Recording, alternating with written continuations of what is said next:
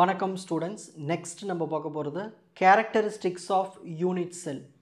Unit cell என்னென்னு முன்னாடியே பார்த்துட்டோம். இதோடைய கேரக்டரிஸ்டிக்ஸ் பார்க்கலாம்.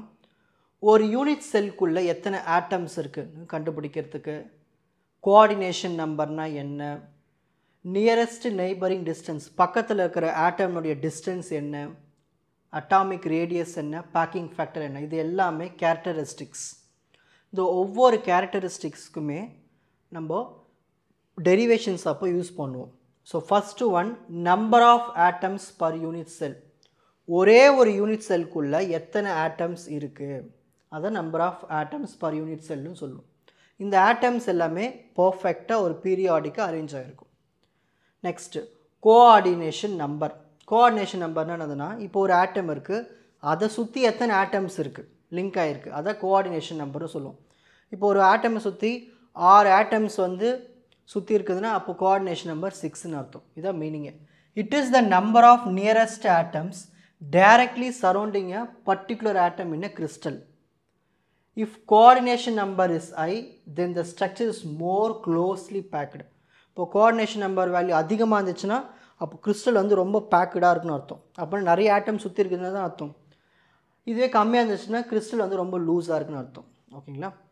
நியரஸ்ட் நெய்பரிங் டிஸ்டன்ஸ், பக்கத்தில் நிறைய ஆட்டம்ஸ் இருக்கும், அதில் கிட்ட இருக்கிற ஆட்டம் அதோட distance. It is the distance between centre of 2 nearest neighbouring atoms. இது எப்படி எக்ஸ்ப்ரெஸ் பண்ணலான்னா, ஒரு யூனிட் செல்னுடைய எட்ஜ் ஏன்னு வச்சுக்கலாம், அதோடைய சிம்பிள் கியூபிக்கில் 2rன்னு சொல்லுவோம். ஓகேங்களா. இப்போது ஒரு யூனிட் செல்னுடைய எட்ஜ் ஏன்னு எடுத்துக்கிட்டோம்னா, சிம்பிள் கியூபிக் சிஸ்டம் இருக்குது இல்லையா, அதோட டிஸ்டன்ஸ் பார்த்தோம்னா 2rன்னு இருக்கும். இந்த பக்கம் ஒரு ஆர், அந்த பக்கம் ஒரு ஆர், ரெண்டுத்தையும் ஆட் பண்ணோம்னா 2r. இப்போ டயக்ராமில் புரியும் பாருங்கள்.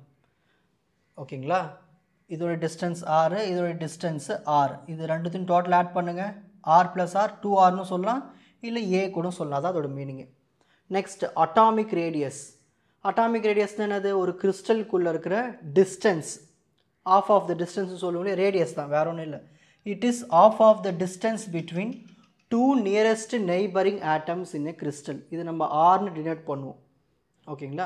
It is usually express in terms of cube edge a. இங்கே மேலே டயக்ராம் பார்த்தோம் அதே தான். இப்போ ஒரு கிறிஸ்டலுக்குள்ளே இந்த ரேடியஸ் இருக்குது இல்லையா, அதான் ஆர். ஓகேங்களா. அதுதான் நாங்கள் சொல்லியிருக்கோம். இப்போது ஒரு சிம்பிள் கியூபிக்கு அட்டாமிக் ரேடியஸ் என்னவாக இருக்கும், இங்கே பாருங்கள், இதுதான் சிம்பிள் கியூபிக். இந்த ஒன்றே ஒன்று தான் சிம்பிள் கியூபிக். அப்போ இதோட ரேடியஸ் வேல்யூ என்னவாக இருக்கும், இங்கே இது மொத்தமாக ஏ, எனக்கு இந்த ஆர் வேல்யூ மட்டும்தான் வேணும். அப்போ ஏல பாதி தானே இங்கே இருக்கும் ஆருக்கு, அதான் ஆர் இஸ் ஈக்குவல் டு a/2ன்னு எழுதியிருக்காங்க. நெக்ஸ்ட் பேக்கிங் ஃபேக்டர், இதுதான் முக்கியமானது. அதாவது ஒரு யூனிட் செல் இருக்குது, அதோடைய வால்யூம், அதில் total volume occupied by the atoms in unit cell. முதல்ல ஒரு யூனிட் செல்லுடைய வால்யூம் என்ன, இப்போ இவ்வளோ தான் இருக்குன்னு வச்சுக்கோங்களேன். இதுக்குள்ளே ஆட்டம்ஸ் இருக்கும் இல்லையா, அதனுடைய வால்யூம் என்ன, இது ரெண்டுத்தையும் நம்ம டிவைட் பண்ணோம்னா நம்மளுக்கு பேக்கிங் ஃபேக்டர் கிடச்சிரும். ஸோ ஒரு யூனிட் செல்லுக்கு ஒரு ஆட்டம்ஸ் எவ்வளவு ஆக்குபை பண்ணியிருக்கு அதோடைய வால்யூமும் ஒரு யூனிட் செல்லுடைய வால்யூமும் டிவைட் பண்ணி பார்க்கும்போது நம்மளுக்கு பேக்கிங் ஃபேக்டர் இருக்குது. கண்டுபிடிச்சிடலாம். அதுக்கு சிம்பிள் பாருங்கள், small v by capital V. ஓகேங்களா. இப்போது ஸ்க்ரீன்ஷாட் டைம்.